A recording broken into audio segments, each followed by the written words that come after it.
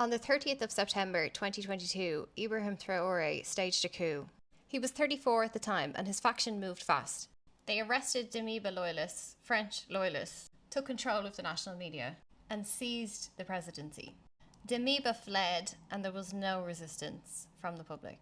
The public knew Damiba had been protecting French mining interests, lining his own pockets over their lives. Thousands of people gathered in the streets to support him. They burned French flags and they demanded the exit of Western troops. He didn't just take power, he took the position. Within a year, he had expelled all of the French troops and cut military ties with Paris. He started to nationalise the gold. He began building a gold refinery in Ouagadougou. He opened a national gold reserve, and he has survived 20 assassination attempts on his life since 2022. The president of Burkina Faso has been hunted for 3 years, and not a single Western paper has put that on the front page. You cannot go back to pretending that this is about instability.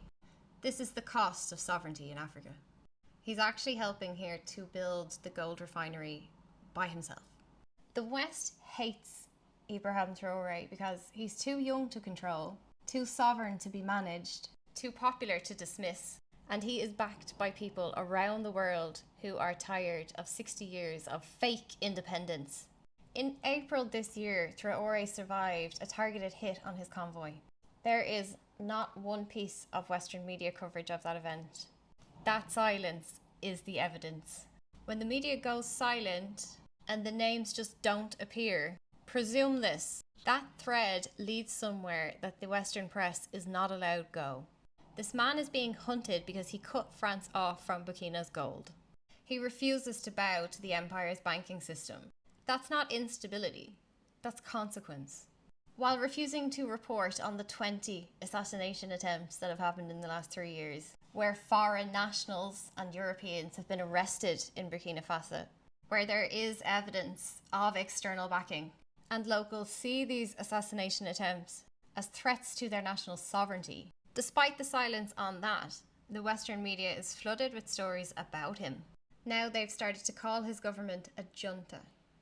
That's psyops. That's not neutral. That tells you in one word, don't trust this leader, he's unstable and we may need to intervene. The West doesn't fight its wars with soldiers anymore, it fights with headlines. And the fight in Burkina Faso is not between random rebels and this junta state. It is between Africa's gold and Europe's banking system. If you are a creator or an amateur journalist or a TikToker trying to report on this news that's underreported, be careful who you quote. Don't accidentally use NATO talking points. Let Africans speak for themselves. And protest loudly and aggressively any attempts by your government to intervene here. Track the gold. Watch what's leaving Africa and who is taking those profits. Here's a list of some of the companies that are profiting from Burkina Faso's gold. If you're in West Africa and you're hearing the word junta be thrown around, be suspicious. So what can you do in the West? Culture is a powerful weapon, and West African culture is incredibly slept on. But culture is how these people have survived hundreds of years of colonial theft, and it is how they are building something new right now that you can get involved in. REMA, Rencontres Musicales Africaines, will take place in Ouagadougou this October. You could help this promoter simply by following him on Instagram. I'll tag him below. Festivals like this are a great place to find new music and new artists that you can amplify. Naaba is a Grammy-nominated and incredibly talented Afrobeat musician. Kadi Traore is a Burkinabe filmmaker, actor and director.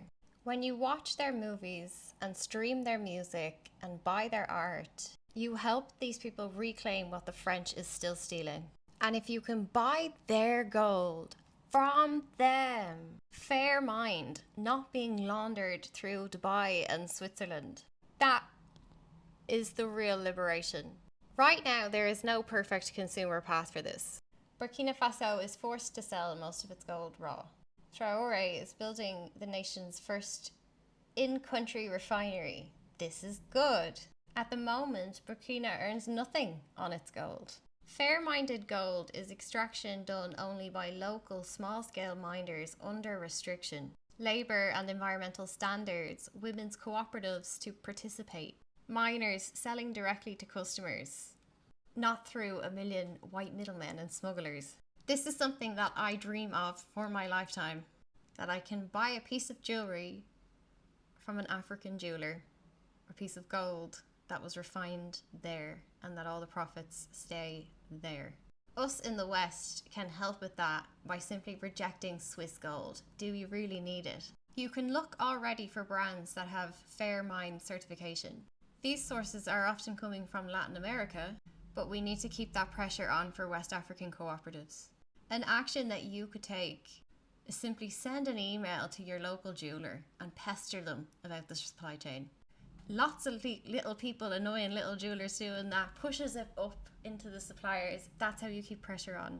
I demand access to fair trade gold. I don't want to be complicit in slavery. When you talk about Africa, you need to use assertive language. Know your enemy. Think like a Frenchman. Get full of expletives. They're not just poor, and it isn't just unstable. This is theft.